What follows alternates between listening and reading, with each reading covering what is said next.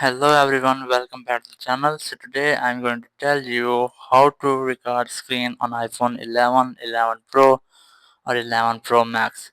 If you are using iPhone 11, 11 Pro or 11 Pro Max and now you want to record your phone screen, so let's see how can you do it. First you have to scroll down your control panel and here you have to add a widget to record your screen. Here you can see there's a plus icon on left right corner of screen. Just tap on it and here tab on add a control, tap on it and here you have to search for screen recording as I have got it here, so just tap on it and it will be add to your control center.